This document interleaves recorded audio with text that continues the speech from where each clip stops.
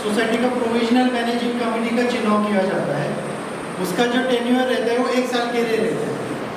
उसके बाद में 1 साल का प्रोविजन कमेटी का पीरियड खत्म होने के बाद जो कमेटी बनता है उसको वो 5 साल के लिए रहता है।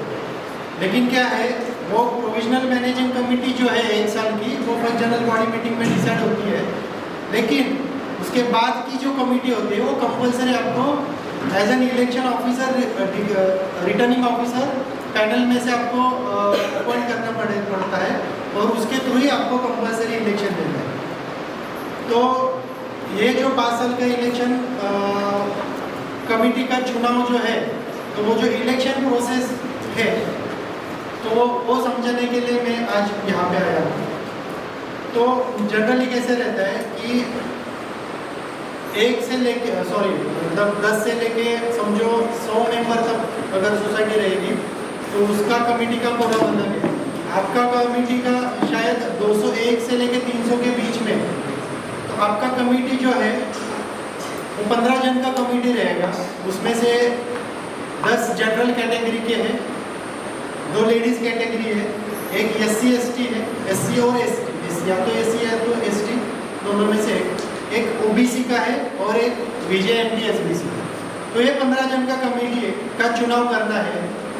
उसका प्रोसीजर क्या है कि अपॉइंटमेंट तो मेरा हो गया एज एन इलेक्शन ऑफिसर। उसके बाद में हमको क्या करना है, हमको फर्स्ट इनिशियल स्टेज पे सोसाइटी क्या करेगी, जो भी रजिस्ट्रेशन प्रपोजल में जो मतलब उसको बोलते हैं कि नोंदणी प्रस्तावामध्ये शामिल जो लोग हैं, नोंदणी प्रपोजल रजिस्ट्रेशन प्रपोजल में जो शामिल लोग हैं उनका, वो मेंबर हो गए सोसाइटी के। तो जो सोसाइटी के मेंबर्स हैं उनका प्रोविजनल वोटर लिस्ट जो है वो सोसाइटी नोटिस बोर्ड पे पब्लिश करेगी। एक स्टैंडर्ड फॉर्मेट में रहता है publishing of provisional voter list. तो वो पब्लिश करने, उसमें क्या रहता है, नॉर्मली कोई फ्लैट 1 जन के नाम पे रहता है, कोई 2 जन के नाम पे रहता है, कोई 3 जन के नाम पे रहता है, जो भी है, मतलब वो मेंबर का फ्लैट नंबर रहेगा, उसका मेंबरशिप नंबर रहेगा और उसका सामने उसका जो भी है एज वगैरह। तो प्रोविजनल वोटर लिस्ट पब्लिश करने का रिस्पॉन्सिबिलिटी सोसाइटी का है। तो प्रोविजनल वोटर लिस्ट पब्लिश करने के बाद उसके अंदर क्या होता है कि अगर किसी का जॉइंट नाम है, समझो हस्बैंड वाइफ का नाम, तो अभी एक फ्लैट में से एक ही जन वोटिंग कर सकता है। मतलब एक फ्लैट है और दोनों जॉइंट नाम पे, तो दोनों वोटिंग को नहीं वोट कर नहीं सकते, या तो दोनों कमेटी पे नहीं आ सकते। तो वो 10 दिन का जो टाइम पीरियड सेट किया है उसके अंदर आपको क्या करना है कि अगर जॉइंट मेंबर कोई है और फर्स्ट ओनर है और को ओनर है, तो फर्स्ट ओनर को लगता है कि मेरे को ओनर को राइट्स देने इलेक्शन के और वोटिंग का, तो वो फॉर्म नंबर 10A जो हम लोग आपको प्रोवाइड करेंगे, वो फॉर्म नंबर 10A भर के उसको देना है, को ओनर को राइट्स देने हैं इलेक्शन के और वोटिंग। सिंगल नाम रहेगा तो बाय डिफॉल्ट फाइनल लिस्ट में सिंगल नाम आ जाएगा। अगर फॉर्म नंबर 10A कोई आता नहीं है, जो भी आता है उसका को ओनर को हम लोग फर्स्ट लिस्ट में लेंगे। Final at the time of publishing final list, वो ओनर को हम लोग फर्स्ट राइट्स देके फर्स्ट प्रीफर करके उसका नाम ऐड करेंगे। दूसरा एक फॉर्म आता है एनेक्शियर 4 करके, उसमें अगर जो प्रोविजनल लिस्ट है उसमें किसी के नाम में अगर करेक्शन है, नाम गलत है या कुछ उसको ऑब्जेक्शन है कि मेरा नाम डाला है गलत डाला है, इसका नाम होना चाहिए, या कोई आके क्लेम करता है ये फ्लैट इनके नाम पे नहीं है, मैंने बाद में लिया था ये मेरे नाम पे, तो क्लेम, ऑब्जेक्शन, सजेशंस, करेक्शंस जो है वो फॉर्म नंबर एनेक्चर 4 भर के देगा वो पर्टिकुलर मेंबर उसके लिए। तो ये 10 दिन का टाइम पीरियड है, वो सफिशिएंट पीरियड है। 10 दिन में आपको करेक्शन सजेशन फॉर्म देना है किसी का है तो, और फॉर्म नंबर 10 भर के देना है। उसमें भी किसी का को ओनर है, जॉइंट ओनर है तो ये 10 दिन का टाइम पीरियड सेट किया हुआ है। 10 दिन का जैसे ही टाइम पीरियड खत्म होता है, 11वें दिन में यहाँ पे आके वो अगर कोई फॉर्म्स आए हैं तो उसका स्क्रूटनी करूँगा कि 10A कितने आए हैं, करेक्शन के फॉर्म कितने आए हैं, और फिर फाइनल जो लिस्ट है, फाइनल वोटर लिस्ट, वो मैं मेरे सिग्नेचर से पब्लिश करूँगा। At the time of publishing final voter list उसमें बाय डिफॉल्ट सेकंड नाम निकल जाएगा। जिसका 10A आया है उसका 10A आया है उसी का खाली सेकंड को राइट से, बाकी का सब सेकंड का नाम में निकाल के फर्स्ट नाम डाल के वो फाइनल वोटर लिस्ट मेरे सिग्नेचर से पब्लिश होगा। या तो उसी दिन या तो next day, very next day हम लोग क्या करेंगे, इलेक्शन प्रोग्राम पब्लिश करेंगे। इलेक्शन प्रोग्राम 10 दिन का ये टाइम हो गया, फिर एक दिन स्क्रूटनी का, फिर फाइनल लिस्ट ऑफ नॉमिनेशन, फिर इलेक्शन प्रोग्राम कैसे रहता है, 30 दिन का इलेक्शन प्रोग्राम है। इलेक्शन प्रोग्राम में पहले 5 दिन मेरा एसोसिएट मेंबर कोई आके यहाँ पे बैठेगा सोसाइटी का हाउस में 2 घंटे के लिए या 1.5 घंटे के लिए, और वो क्या करेगा, आपको जिसको भी नॉमिनेशन भरना है उसको नॉमिनेशन फॉर्म डिस्ट्रीब्यूट करेगा। ठीक है, नॉमिनेशन फॉर्म डिस्ट्रीब्यूशन करेगा, या दूसरा वो क्या करेगा, कोई भर के देता है नॉमिनेशन फॉर्म जो डिस्ट्रीब्यूट किया हुआ है, तो एक तो डिस्ट्रीब्यूशन ऑफ नॉमिनेशन और एक्सेप्टेंस ऑफ नॉमिनेशन फॉर्म। आज के डेट में समझो नॉमिनेशन के लिए बैठ गया, आज 2 जन ने नॉमिनेशन किया, उसका नोटिस बोर्ड पे पब्लिश कर दिया कि आज एक नॉमिनेशन रिसीव किया और एक नॉमिनेशन भर के फिल करके आया है। तो डेली बेसिस पे वो 5 दिन नॉमिनेशन का पीरियड रहेगा। ये पीरियड में अगर कोई बोलता है मेरे को करेक्शन सजेशन है, तो वो नहीं होगा, क्योंकि ऑलरेडी वो करेक्शन का 10 दिन किया है। नॉमिनेशन के 5 दिन है, वो 5 दिन के अंदर ही आपको, जब मैं नॉमिनेशन का जो इलेक्शन प्रोग्राम जब लगाऊंगा उसमें मैं क्या करूँगा कि ये टाइम पे आपके नॉमिनेशन फॉर्म लेके जाओ और ये टाइम पे नॉमिनेशन फॉर्म सबमिट करो, तो 5 दिन का रहेगा। एक बार नॉमिनेशन का 5 दिन का पीरियड खत्म हो गया, अभी नॉमिनेशन कैसे करना है। नॉमिनेशन में आपको जनरल कैटेगरी में 10 फॉर्म, नॉर्मली जनरल कैटेगरी में जो ओपन कैटेगरी में है, ओपन कास्ट में, वो जनरल कैटेगरी में फॉर्म भर सकते हैं। अभी कास्ट वाले को लगता है कि मेरे को भी ओपन में भरने का है, तो उसको भी राइट है कि वो भी ओपन में भर सकता है। लेडीज़ कैटेगरी में 2 है, तो वो लेडीज़ चाहिए और उसका नाम प्रोविजनल या तो फाइनल वोटर लिस्ट में होना चाहिए, वो भी नॉमिनेशन। मैं भी नॉमिनेशन की बात कर रहा हूँ, वोटिंग राइट्स तो सबको है, नॉमिनेशन की बात कर रहा हूँ। तो नॉमिनेशन के लिए वो क्राइटेरिया है कि लेडीज़ है, लेडीज़ को 2 ही कैटेगरी है लेडीज़ के। अगर कोई लेडीज चाहती है कि मेरे को ओपन में भरने का है, मेरे को लेडीज़ कैटेगरी में नहीं भरने का, तो वो भी उसके लिए वो भी भर सकते हैं। लेकिन स्पेसिफिक लेडीज़ कैटेगरी के लिए 2 सीट रिजर्व है, तो आप लेडीज़ में भी भरो। फिर एक SC/ST का सीट है, एक BJNTS/BC का है और एक OBC का है। तो हमारा सजेशन ये रहता है कि नॉर्मली अगर कास्ट में अवेलेबल है तो आप कास्ट का भर के ले लो, फिल करो, और बाकी ओपन में भरो। अभी क्या होता है, अभी आपका सोसाइटी बहुत बड़ा है, मेरे को लगा था कि 218 मेंबर का सोसाइटी तो आज के डेट में 150 लोग तो रहने चाहिए। मतलब मैं एक्सपेक्टेड ये कर रहा था कि 150 लोग तो आज रहेंगे। तो अगर जनरल कैटेगरी में समझो 10 फॉर्म नॉमिनेशन 10 हो सकता है, तो अगर 10 के जगह पे अगर 11 फॉर्म आते हैं या 12 आते हैं या मोर देन 10 आते हैं, तो फिर वो पर्टिकुलर कैटेगरी का इलेक्शन लगेगा। मतलब वो कैटेगरी में इलेक्शन हो जाए। लेडीज़ कैटेगरी में 2 के जगह 3 आता है, तो लेडीज़ कैटेगरी में इलेक्शन होगा। एवरी कैटेगरी में समझो 10 के जगह जनरल में 11 आ गए, उसका इलेक्शन होगा। लेडीज़ में 2 के जगह 3 आ गए, उसका इलेक्शन होगा वो कैटेगरी का। SC/ST में 1 के जगह 2 आ गए, वो कैटेगरी का इलेक्शन होगा। OBC में 1 के जगह 2 फॉर्म आ गए। तो इन शॉर्ट अगर कोई भी कैटेगरी में जो स्ट्रेंथ है उससे ज़्यादा अगर नॉमिनेशन कोई आता है, तो वो कैटेगरी का इलेक्शन होता है। अभी क्या होता है कि लोगों का ये रहता है कि समझो फॉर्म भरते टाइम समझो 20 फॉर्म आ गए, 15 की जगह 20 फॉर्म आ गए अलग अलग कैटेगरी से, तो वो पर्टिकुलर इंडिविजुअल को डिसीजन लेने का अधिकार है। तो उसके लिए हम लोग 15 दिन देते हैं। 15 दिन इसके लिए है कि वो किसी को फॉर्म विड्रॉल करना है। अभी आपको लगता है आपका कमेटी का समझो 10 जो ओपन कैटेगरी में है और 10 में से आपका समझो 12 या 13 फॉर्म आ गए, तो आपको लगता है कि आपको इलेक्शन नहीं करना है, अनअपोज्ड इलेक्शन करना है, या तो फिर 10-13 सीट है, उसमें से किसी को 3 को अगर विड्रॉल भी करना है, तो उसके लिए 15 दिन का सफिशिएंट टाइम है। तो एक बार नॉमिनेशन होने के बाद फाइनल 5th डे या 6th डे में स्क्रूटनी ऑफ नॉमिनेशन फॉर्म का स्क्रूटनी होगा। तो स्क्रूटनी होने के बाद फाइनल जो list of final nomination form वो पब्लिश किया जाएगा। तो वो वो पब्लिश करने के बाद 15 दिन का आपके पास सफिशिएंट टाइम है, उसमें किसी को विड्रॉल करना है फॉर्म तो वो कर सकता है विड्रॉल के लिए। जिस दिन विड्रॉल का 15 दिन खत्म हो जाएगा उसके बाद पता चलेगा कि ये इलेक्शन आपका अपोजली होगा या अनअपोजली होगा। अगर 20 फॉर्म है उसमें से समझो एक विड्रॉल आ गया, फिर अगर 19 भी रह गए तो इलेक्शन होगा। फिर कैटेगरी हम लोग देखेंगे कि कौन से कैटेगरी में है, ओपन में तो ओपन में इलेक्शन होगा। अगर 15 की जगह 15 आ गए या कम आ गए, मतलब 15 की जगह 14 आ गए, जनरल में 10 की जगह 9 आ गए, या लेडीज में 2 की जगह 1 आ गया, SC/ST में आ गए, अभी अगर कोई कैटेगरी में फॉर्म नहीं बनता है तो वो वैकेंट रहता है, उसको हम लोग फिल नहीं कर सकते, वो वैकेंट रहेगा। तो ऐसा आपका कमेटी का विड्रॉल का जब डेट का कंप्लीट हो जाएगा 15 दिन, तब पता चलेगा कि अपोजली है या अनअपोजली है। वो फिर हम लोग final list of nomination publish करेंगे नोटिस बोर्ड पे, और फिर 8 दिन का गैप रहेगा, 8 दिन मैक्सिमम 8 दिन का गैप है, और हम लोग इलेक्शन कॉल करेंगे। अगर अनअपोजली है, 15 ही फॉर्म आ गए, तो भी 8 दिन के बाद आपका SGM हो जाएगा, स्पेशल जनरल मीटिंग। उसमें अगर अनअपोजली होता है तो हम लोग डिक्लेयर करेंगे कि अनअपोजली ये कैटेगरी में, ये कैटेगरी में, ये कैटेगरी में लोगों ने नॉमिनेशन भरा है, वो कैटेगरी का हम लोग अनअपोजली डिक्लेरेशन करेंगे।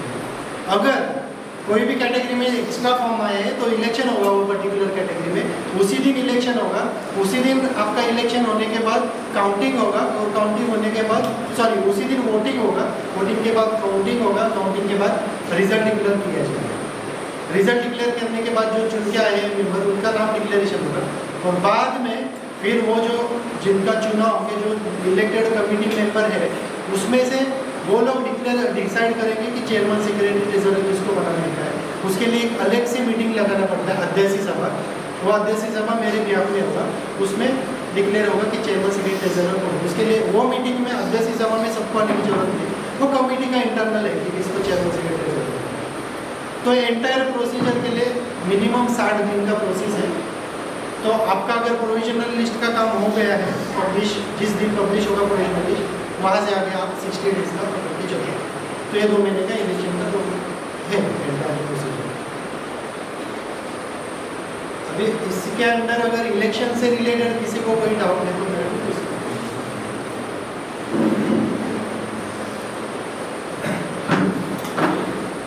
इलेक्शन से रिलेटेड किसी का कोई भी सवाल है प्लीज अभी पूछ लीजिए। Candidates are this nomination result के बाद नाउ आ गए one week taken in that of the dated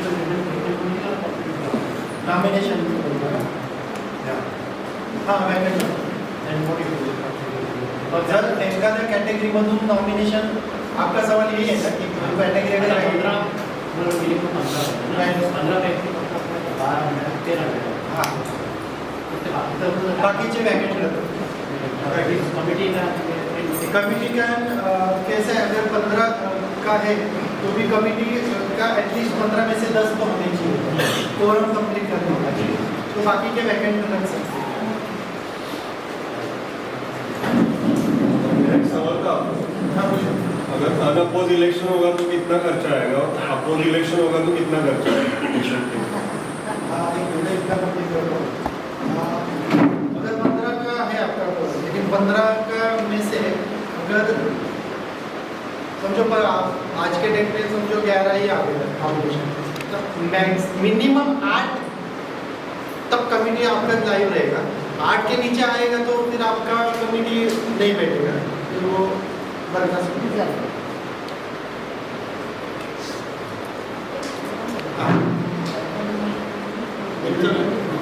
मैंने पूछा इलेक्शन अगर हम कर रहे हैं, अगर अनअपोज इलेक्शन होगा तो कितना खर्चा आएगा, अपोज इलेक्शन होगा तो कितना खर्चा आएगा, बता सकते हो?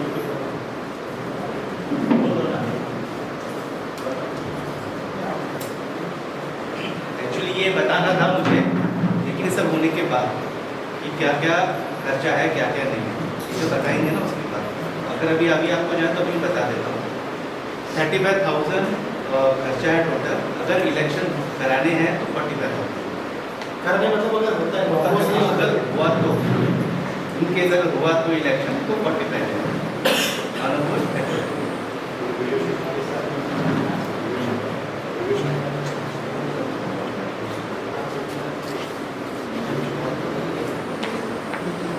आणि हे जे 45,000 आहे 5 वर्षासाठी आहे काय पर्टिक्युलर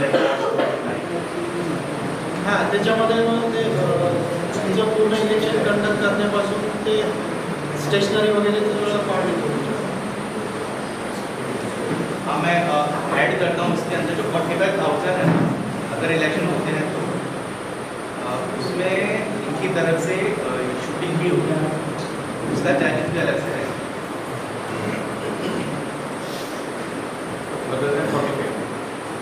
दोनों में शूटिंग क्या है? सर, शूटिंग क्या है? अगर मान लो अनअपोज कमेटी आ जाती है और एक होता है कि इलेक्शन करना है, फीस तो उनको जानी है लेकिन डिफरेंस तो रहेगा ना दोनों में।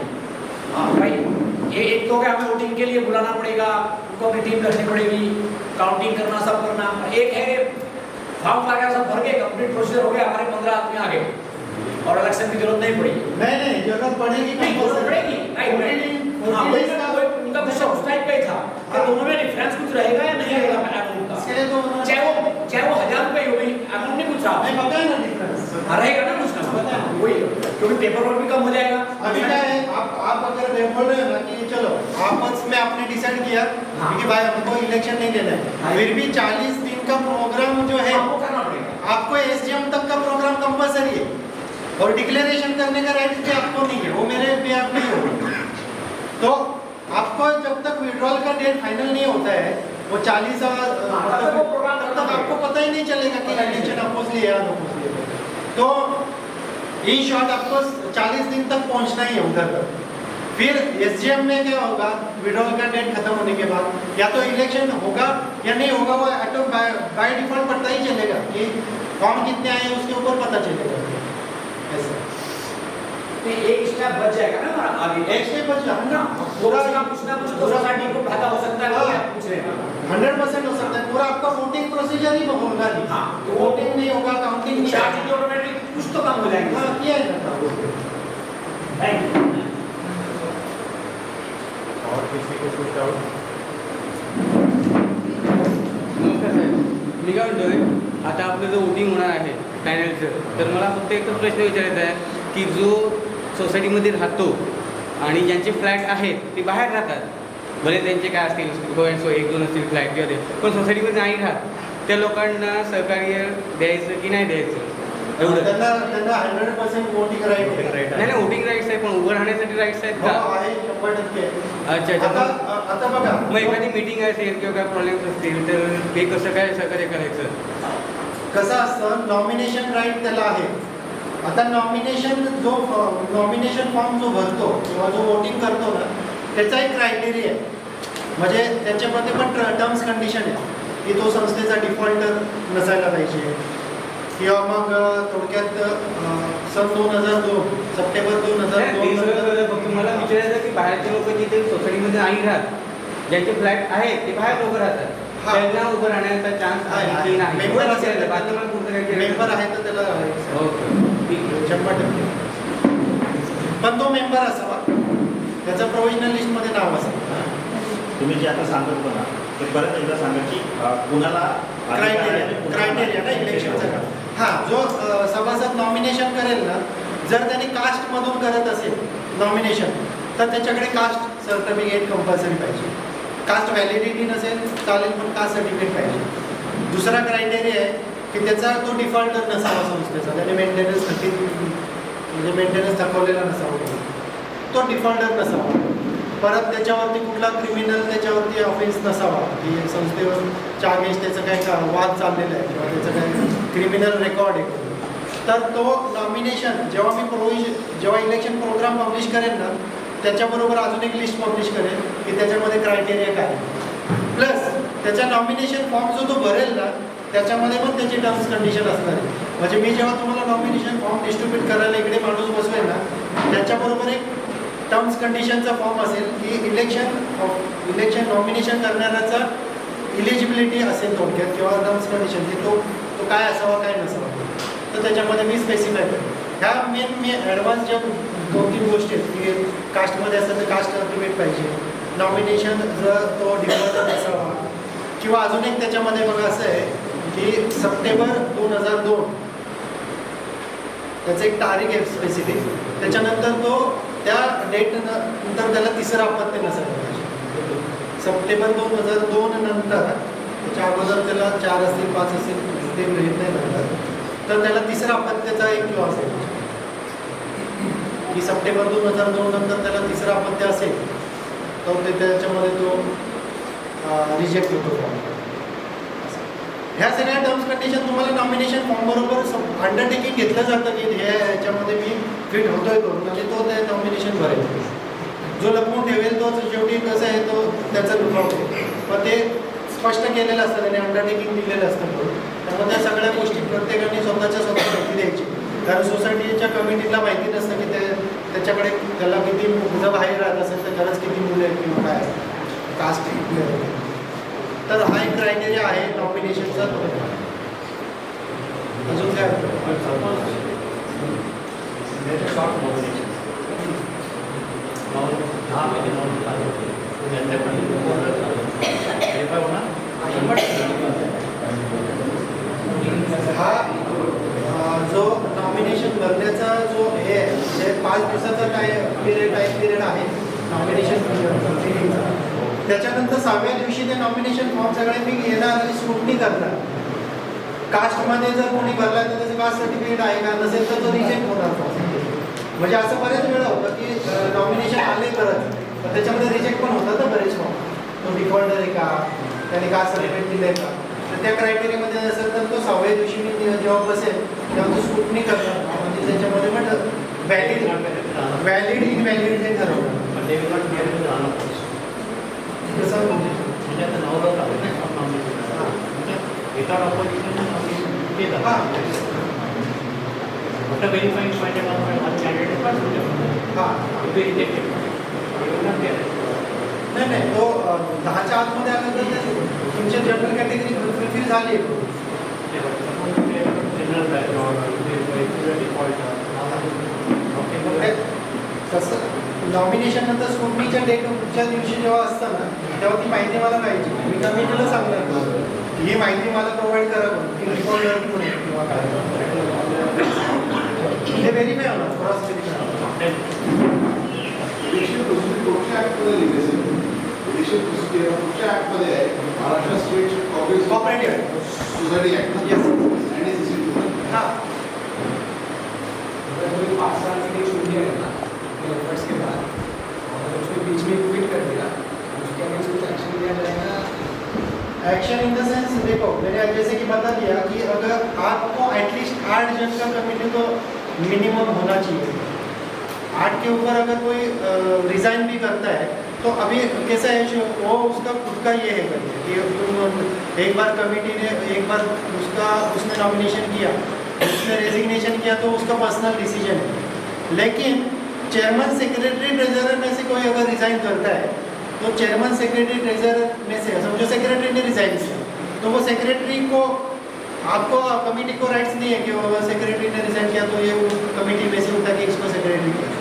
उसके लिए आपको वो रेजिग्नेशन जाएगा रजिस्ट्रार फिर अपॉइंट करेगा इलेक्शन ऑफिसर को कि सेक्रेटरी का चुनाव करो वो कमेटी में से. उसके लिए भी अलग से चुनाव होता है कमेटी में. तो चेयरमैन सेक्रेटरी के ट्रेजरर के अलावा कोई रिज़ाइन करता है तो वैकेंट ही रहेगा वो जगह. बट अगर कोई चेयरमैन सेक्रेटरी में से करता है तो रजिस्ट्रार का बंदा आएगा, इलेक्शन ऑफिसर आएगा और वो चेयरमैन सेक्रेटरी या जिसने रिज़ाइन किया चेयरमैन सेक्रेटरी या ट्रेजरर में से वो इंटरनली वो इलेक्शन करेगा.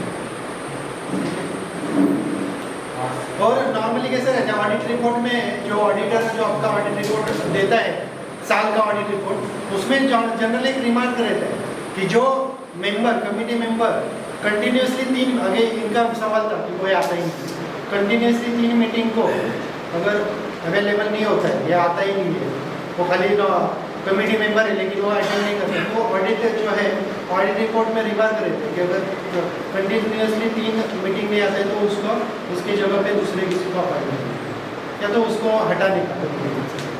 तो आप ऑडिटर से ये कर सकते जो हमारी सोसाइटी में 200 मेंबर है, आप किसी का तो डिफॉल्ट है तो वोटिंग कर सकते हैं. डिफॉल्टर वोटिंग कर सकता है लेकिन नॉमिनेशन नहीं कर सकता. वोटिंग राइट्स है डिफॉल्टर। नहीं सर, किसी का अभी हम डिफॉल्ट कुछ केस में तो आपने बोल दिया कि पुलिस वेरिफिकेशन केस है, कुछ भी है, तो डिफॉल्टर तो हमारे पास में से बहुत ज़्यादा ना, जिनका पीछे का बहुत पेंडिंग है, अमाउंट जमा नहीं कर रखा सोसाइटी का, तो उसको तो डिफॉल्ट में काउंट करेंगे या नहीं? हाँ करेंगे। तो फिर वो डिफॉल्ट वोटिंग करेगा कि नहीं? डिफॉल्टर वोटिंग कर सकता है। तो ये चलो खैर वो आप Default सरकारी आदमी आप बोल रहे, लेकिन गलत है।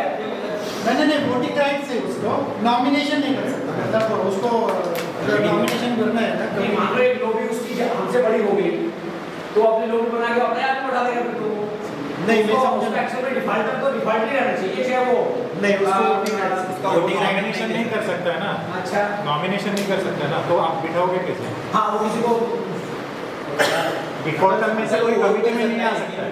इलेक्शन में खड़ा नहीं हो सकता। अगर कोई डिफॉल्टर है तो इलेक्शन में खड़ा नहीं होता, लेकिन वोट करने का नहीं राइट कर सकता। दो आदमी उसका रहेगा डिफॉल्ट, एक आदमी अच्छा रहेगा, वो सब वोट करेगा, उससे एक आदमी वो क्या आएगा ना आदमी काय काय 100 डिफॉल्ट रहेगा, वोट करेगा, उसका एक आदमी अच्छा रहेगा, उसको वोट करेगा ना, वो आदमी आएगा ना उसका, दूसरे लेकिन का आदमी उसका अच्छा है, वही वो आदमी देंगे तो उनको पर एक्सेस रहेगा। फिर भी वोटिंग राइट से। और काय करते हैं, this is according to the bylaws. System है तो किसी का ये बायलॉज से डिफॉल्टर को वोटिंग राइट से नॉमिनेशन का हम लोग उसको नहीं कर सकते। काय करू शकता? कमेटी में नहीं आ सकता है, वोटिंग कर सकता है। आणि त्याने त्याला सिलेक्ट करून दिलं तो बायलॉजच्या बाहेर कोणता डिसिजन घेऊ शकत नाही. जरी 100 जणांनी एकाला निवडून दिलं, त्याने कोणता डिसिजन घेतला तो बायलॉजच्या बाहेर तर नाही घेऊ शकत की डिफॉल्टरला माफ आहे सगळं, असं कोणता डिसिजन घेऊ शकत नाही. त्यामुळे असं कोणी इलेक्ट करून पण काही फायदा नाही त्याचा. त्याला बायलॉजनुसार त्याला कमिटीमध्ये लावलं ओके, वोटिंग राइट से। तो बायलॉजने दिलं त्याला आपण काय एक रिटर्निंग ऑफिसर ते आता ते कारण he is a registered returning officer, decision त्यांचा असतो. बायो को बोलना है ना, वो कहेंगे मेरा एक सवाल है आपको सर, जो डिफॉल्ट अमाउंट रहेगा कितने महीने का बैलेंस रहेगा तो नॉमिनेट कर सकता है? अभी हम लोग उसको थोड़ा सा ये कर सकते हैं कि वो अगर लास्ट के 2 मंथ का, ज़्यादा नहीं 2-3 महीने का रहेगा तो हम लोग कंसिडर करेंगे उसको। नॉमिनेशन का जो 5 दिन का पीरियड है, तो नॉमिनेशन के लास्ट के दिन में भी अगर वो उसका ड्यू क्लियर करके रिसिप्ट ला के देता है तो भी हम लोग उसको एक्सेप्ट करेंगे। ये देखो, ये कोऑपरेटिव सोसाइटी है, कोऑपरेटिव हाउसिंग सोसाइटी। हम लोग लास्ट दिन तक किसी भी मेंबर को हमको कोऑपरेट कर रहे हैं, दूसरा इसमें ये इंटेंशन है उसके पीछे। दूसरा इसमें सवाल है, अगर जो डिफॉल्ट अमाउंट है उसमें से प्रिंसिपल अमाउंट पेड है और इंटरेस्ट बैलेंस है, तो क्या आप दे सकते हो उसमें? देखो, वो ब्रेकअप भी जो भी है, ब्रेकअप भी है, फिर भी ड्यू है ही ना उसका, भी है ना उसका। और थर्ड पॉइंट है, अगर वो अमाउंट ही गलत है और इलीगल चार्ज किया हुआ है तो आप उसको दे सकते हो नॉमिनेट करने के लिए? उसके इलीगल चार्ज ते थोडं स्पेसिफिक करा. म्हणजे नाही, त्याला विचारतो. समजा माझं असं म्हणणं आहे की सोसायटी जो मेंटेनन्स चार्ज केलाय तो चुकीचा आहे किंवा इलिगल आहे, बेकायदेशीर आहे, तर तो व्यक्ती नॉमिनेशन करू शकतो का? हा, त्याच्या नावावर तो डिफॉल्ट आहे. जर आता जो मेंबर बोलतो की हा चार्ज बेकायदेशीर आहे, तो संस्थेने बेकायदेशीररित्या आकारला आहे, हे त्यांनी प्रूफ केलेलं काय, त्याच्याकडे सर्टिफिकेट आहे का? त्यांनी जे संस्थेने चार्जेस आकारले ते कुठलं तरी स्पेशल जनरल बॉडी मीटिंगमध्ये डिसिजन घेतलेलं आहे ना, जे ते सगळ्यांकडून घेत आहेत ते, तुमच्याकडून पर्टिक्युलर एका व्यक्तीकडून ते चार्जेस घेत नाही. जर एक तेवढ्या मेजॉरिटीमध्ये किंवा एससीएममध्ये स्पेशल जनरल बॉडी मीटिंगमध्ये तो ठराव पास झालेला आहे, तर त्याला एक सिंगल मेंबर विरोध करत असेल तर बाकीच्या लोकांनी जे भरलेत तर मग त्यांनी का भरलेत पैसे? आणि जर तरी पण त्याला जर ऑब्जेक्शन आहे की हे जे काय चार्जेस काढले ते आहेत, तर मग त्यांनी त्यांच्यावरती काही कमिटीवरती कारवाई केली आहे का, किंवा त्या संदर्भात त्यांनी रजिस्टरला तक्रार केली आहे का, त्याच्याकडे कुठलं सर्टिफिकेट आहे का की मग समितीने काढलेले चार्जेस हे इलिगल आहेत किंवा अनऑथोराइज आहेत? अशी कोणती अथॉरिटी तिथे आपण फाईट करू शकतो इलिगल आहे? तुमचा असिस्टंट रजिस्टर जे आहेत, जे तुमच्या पर्टिक्युलर पनवेल डिस्ट्रिक्टसाठी जे असिस्टंट रजिस्टर आहेत त्यांच्याकडे तुम्ही दाद मागू शकता. किंवा तात्पुरतं समजा ही फी भरली सुद्धा जी माझ्या दृष्टीने लिगल असेल तर सोसायटी दृष्टीने लिगल आहे आणि रजिस्टर म्हणतो तोपर्यंत निर्णय होत नाही, तोपर्यंत ही तुम्ही फी भरा आणि तुम्ही नॉमिनेशन करा. नंतर जर त्यांनी निर्णय दिला की ही चुकीची होती फी आकारली तर सोसायटी परत देणार का पैसे वापस? हां, तुम्ही जर ते प्रूव्ह करू शकता लिगली, जर तिकडनं त्याची ऑर्डर आली तर देईल ना सोसायटी, का नाही देणार?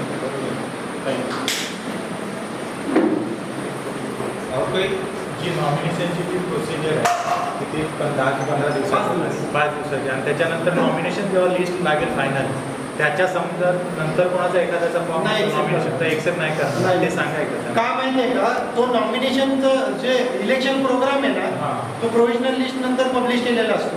त्या डेटमध्ये मला चेंज करण्याचे अधिकार नाही आहे की मी एकदा प्रोव्हिजन हे इलेक्शन प्रोग्राम पब्लिश केलाय आणि मग त्या अकॉर्डिंग टू दॅट प्रोग्राम मला चालायचं.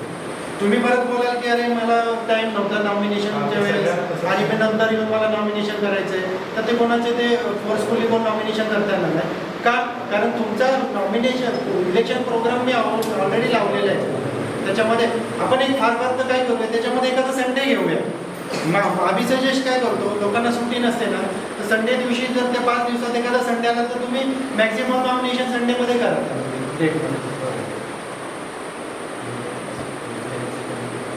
हां, त्या जनरल कॅटेगरीमध्ये जे आहे ना, जनरल कॅटेगरीमध्ये 500 रुपये डिपॉझिट असेल प्रत्येक उमेदवाराचं फॉर्म बरोबर ते तो 500 रुपये देईल जेव्हा नॉमिनेशन भरेल तेव्हा. ते पैसे रिफंडेबल असतात. इलेक्शन नाही झालं नाही तरी पण रिफंडेबल 500 रुपये डिपॉझिट असतात, सिक्युरिटी डिपॉझिट. जो उमेदवारी अर्ज भरेल त्याला, कास्टमध्ये जो भरेल त्याला 200 रुपये. ठीक आहे, कास्टमध्ये 200 रुपये आहेत. ह्याच्यामध्ये जे ओपन कॅटेगरीमध्ये 500 रुपये आहेत ते रिफंडेबल आहेत. ते आम्ही इलेक्शन प्रोसिजर एंटायर कम्प्लीट झाल्यानंतर तुम्हाला देऊ, ते आम्ही नाही देतो. दुसरी गोष्ट, जर टोटल वोटिंगच्या 10% समजा टोटल वोटिंगच्या जर 10%च वोटिंग झालं पडलं तर ते जप्त होईल. ते जप्त होईल म्हणजे ते पण इलेक्शन कमिशनला जातं पैसे, ते आमच्याकडे नाही. जब का ऑप्शन भी है है ना, सब इलेक्शन लीगल प्रोसीजर ही है, इसमें कोई शॉर्टकट नहीं है. 40 दिन का काम है उसके ऊपर. अजून कोणाला काय प्रश्न आहे?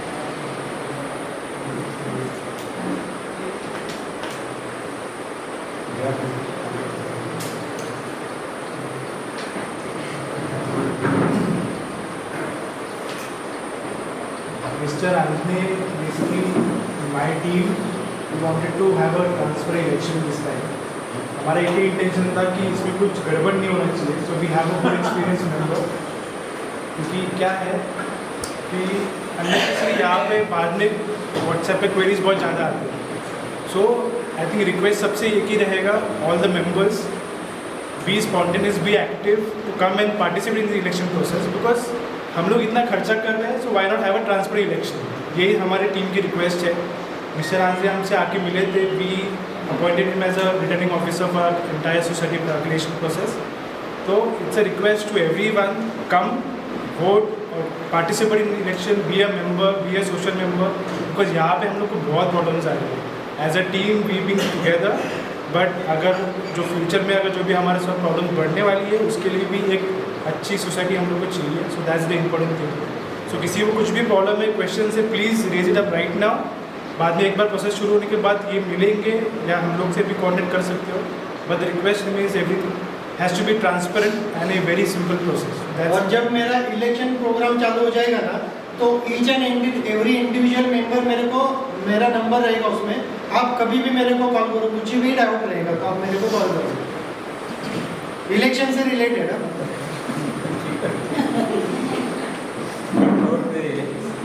जो प्रोविजनल लिस्ट है ये अपने सोसाइटी ग्रुप में पब्लिश कर सकते हैं क्या?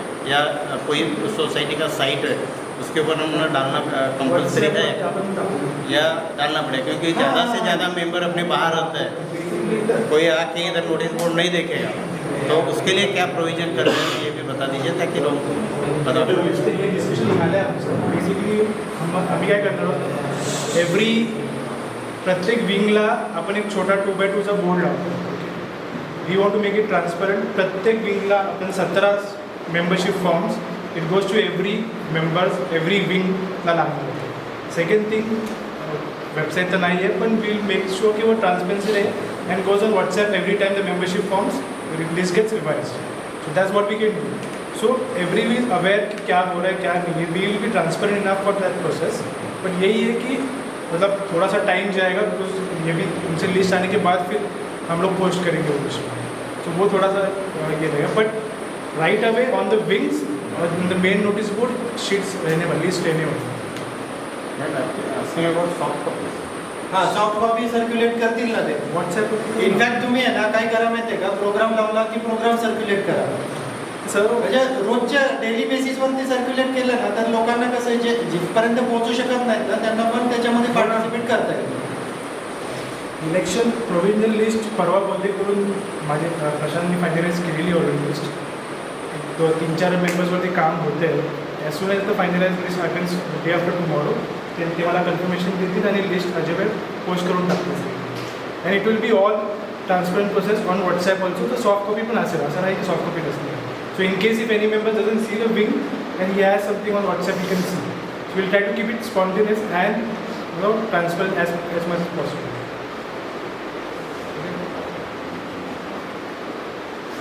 तुम्ही सॉफ्ट कॉपीमध्ये पण करा पब्लिश करा नोटीस बोर्डला पण पब्लिश होईल कोण असेल मेंबर्स बाहेर राहणार असतील तर त्यांना पण ते कन्व्हिनियंट असावं.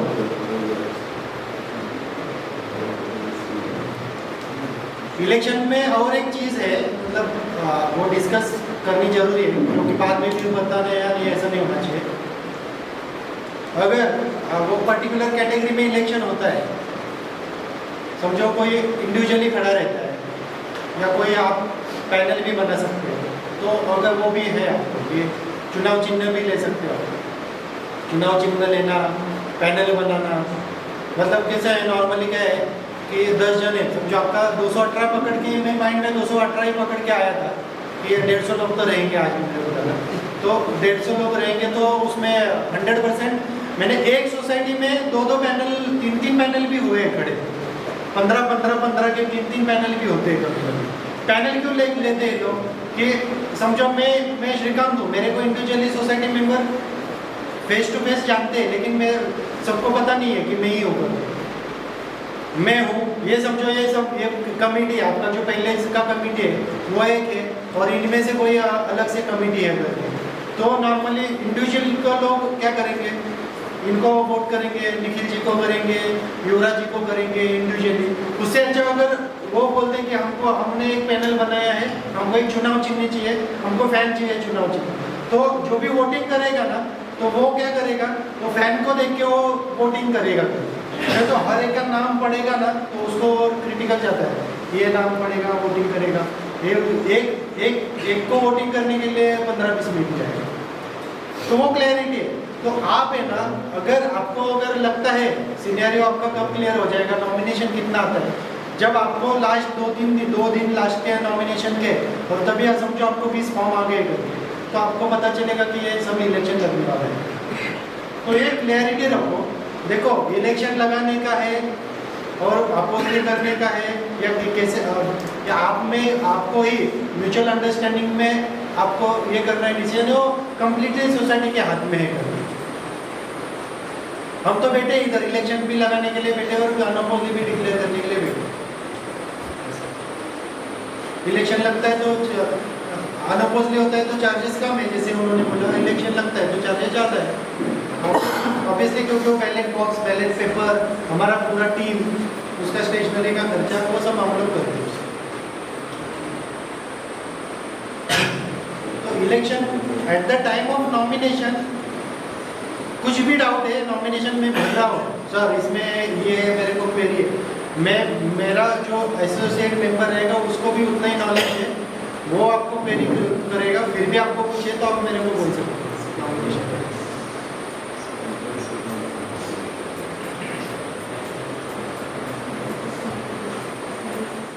रेकॉर्डेड पाहिजे म्हणजे जॉईंट ओनरशिप असेल तर जॉईंट नाही जॉईंटचं तर तो ते नाही भरून तो होतोच नॉर्मल आहे जॉईंटसाठी क्लॉज नॉर्मल आहे की बाबा जॉईंटला ते नाही भरून द्यायचं आणि जॉईंट उभा राहा. तुम्ही काय बोलताय की एखाद्याला ऑथॉरिटी थोडक्यात तुम्हाला ऑथॉरिटी द्यायची ऑथॉरिटीसाठी तो असोसिएट मेंबर असायला पाहिजे सोसायटीचा म्हणजे असोसिएट म्हणजे काय त्या पर्टिक्युलर मेंबरला मी म्हणजे माझ्याकडे मी फ्लॅट ओनर आहे मी तुम्हाला ऑथराईज करतो तर मी तुम्हाला ऑथराईज कशा पद्धतीने करणार तर तुम्हाला असोसिएट मेंबर सोसायटीचा करून देणार माझे राईट सगळे मी त्याला देणार करून ते सोसायटीच्या रेकॉर्डला असोसिएट मेंबरचं त्याने आलं पाहिजे पण ते असं नाही की तुम्ही आता इलेक्शन लावलं ना आता असोसिएट मेंबर तर ते होत नाही इलेक्शन प्रोसिजरमध्ये कोणाला असायला नियम मायनस नाही झाला. तर बाय डिफॉल्ट ते प्रोव्हिजनल लिस्टमध्ये असायला पाहिजे. सर जो नॉमिनेटेड मेंबर्स है वो भी वोटिंग कर नॉमिनेशन में खड़े हुए 100% उनको वोटिंग राइट है. नॉमिनेशन मेंबर को वोटिंग राइट है. कैटेगरी वाले को अगर ओपन में भी भरना है, कैटेगरी में भी भरना है तो वो 2 फॉर्म भी भर सकता है, लेकिन फिर विड्रॉल के टाइम पे एक कोई तो रिटर्न लेना पड़ेगा. तो हाँ, ईच एंड एवरी इंडिविजुअल को वोटिंग तो करना ही है. अगर नॉमिनेशन भरता है वो वोटिंग नहीं करता है तो फिर उसको खड़ा रहने का भी राइट्स नहीं होगा.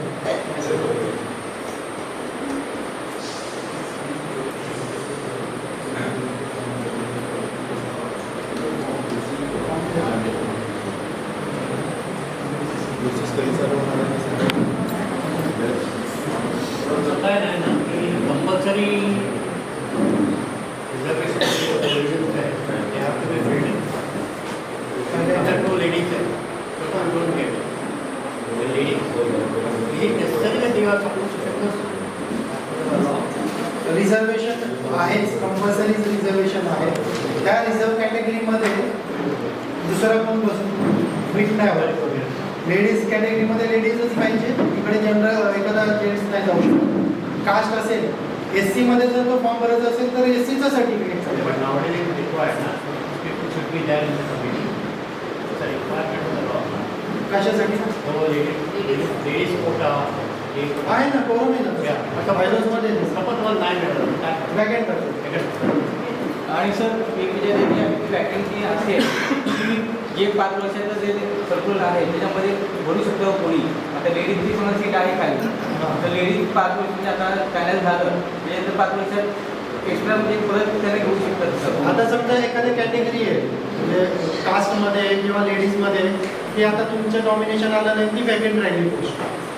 आता 5 वर्ष वॅकेंट ठेवायची का प्रश्न आहे की कोण आता इच्छुक असेल तर त्या पर्टिक्युलर कॅटेगरीसाठी जर कोण इच्छुक असेल ना की मला ह्या कॅटेगरीमधून मी इच्छुक आहे, मी तेव्हा नाही केलं पण मला आता त्याच्यामध्ये कमिटीमध्ये काम करण्याचा इंटरेस्ट आहे, तर त्याची पण एक प्रोसिजर आहे स्टँडर्ड. तो कमिटीला ॲप्लिकेशन देईल की मला वॅकंट पोस्टमध्ये काम करायची इच्छा आहे करून किंवा मला अर्ज भरायचा आहे. मग कमिटी ते नोटीस बोर्ड होती, त्याच्यासाठी पण एक वेगळे प्रोसिजर आहे. ते कमिटी ते नोटीस बोर्डवरती पब्लिश करेल, अजून कोणत्या कॅटेगरीमध्ये इच्छुक आहे का, परत रजिस्टरची सर्टिफिकेशन होणार का. कारण की 2 मेंबर उभं राहील. आता मला नाही पसंत, मी वोटर आहे बरं, मला नाही पसंत 2 मेंबर, तर मी ॲक्सेप्ट घेऊ शकतो का. तुम्ही बघा नाही सांगतोय विषय. त्याच्यासाठी पण रजिस्टरची परमिशन लागते वॅकंट पोस्ट फिल करण्यासाठी. नाही मी काय करतोय, आता समजा लेडीज वॅकंट आहे, आता ती 1 वर्ष झालं समजा आपलं कमिटीला, आणि ते 1 वर्षांनी परत कोणतरी उभं राहिलं समजा त्या पोस्टसाठी, बाबा मी इच्छुक आहे, मला राहायला पाहिजे, आणि त्याच्यासाठी आपण इलेक्शन नाही घेतलेलं आहे. पण एखाद वेळेस जर मी वोटर असेल, म्हणजे मी तिथला इन्व्हेस्टर असेल किंवा माझा फ्लॅट स्वतःचा आहे, धारक आहे, तर मी त्यांना म्हटलं की मला नाही हे पसंत, म्हणजे जो कोणी उमेदवार राहील तर मला नाही पसंत, तर त्या एक्सेप्ट करू शकतो का मी. म्हणून तर जी वॅकंट पोस्ट फिल करायची आहे ना ती with the permission of register करायची आहे तुम्हाला. त्यामुळे तुम्ही एखाद्यावरती ऑब्जेक्शन घेतलं तर तुमचं ते पर्सनल ऑब्जेक्शन आहे. पण त्या कॅटेगरीमध्ये किंवा त्या नॉमिनेशन करण्यासाठी तो इलिजिबल आहे का, तो फुलफिल करतोय का ते सगळ्या टर्म्स कंडिशन. जर तो करत असेल तर तो राहील ना. तुम्ही ऑब्जेक्शन घेता तो तुमचा तो पर्सनल लेटर का घेता तुम्ही, असा विषय येतो ना तिथे. एक व्यक्ती नाही घेऊ. आता कसं आहे, जेव्हा इलेक्शन आहे आपलं, समजा 1 तारखेला इलेक्शन आहे, त्या दिवशी जर नाही राहत माणूस उभा आणि नंतर 1 वर्षाने किंवा 2 वर्षांनी उभं राहतोय, तर त्याला का घ्यावं असं मला म्हणणं होतं. म्हणून त्याच्यासाठीच जी आहे ना ती जी वॅकंट सीट फुलफिल करायची आहे ना ती रजिस्टरची कमिटीला राईट्स नाही. म्हणजे तो with the permission of register किंवा कमिटी जो त्यांनी एखाद्याने इच्छुक आणि उमेदवारी अर्ज भरला आहे तो तिकडे सबमिट करेल ना. आणि मग ते पण ऑथराईज कमिटीज तुमची ऑथराईज आहे with the permission of register, तो ते वॅकंट पोस्ट भरणार आहे असं आहे. त्यावेळेस इलेक्शन होत नाही का, त्या एका व्यक्तीसाठी इलेक्शन होणार का? होणार ना. जर अजून एक फॉर्म आला तर ऑब्व्हियसली इलेक्शन होणार. जर एकच वॅकंट आहे, 2 अर्ज आले बाबा मला पण भरायचे आणि मला पण भरायचं, तर त्या पर्टिक्युलर पण एकच एक वॅकेंट आहे आणि जर एकच अर्ज आला तर मग इलेक्शन होणार नाही. मग ते रजिस्ट्रारच्या परमिशनने तो मेंबर होऊ शकतो कमिटीचा. पण with the permission of register. रजिस्टरला तुम्हाला कळवावं लागेल. मग रजिस्टरचं पण तेच म्हणणं आहे, म्हणजे रजिस्टर ते सांगतात ना, तुम्ही जेव्हा तुमचं इलेक्शन प्रोसिजर घेतली 60 दिवस होते तुमच्याकडे, तेव्हा तुम्ही ते वॅकेंट ठेवली पोस्ट आणि मग नंतर फिल करताय, तर मग ती विथ द परमिशन ऑफ रजिस्टरच होतात. पर्टिक्युलर त्या कॅटेगरी फुलफिल करण्या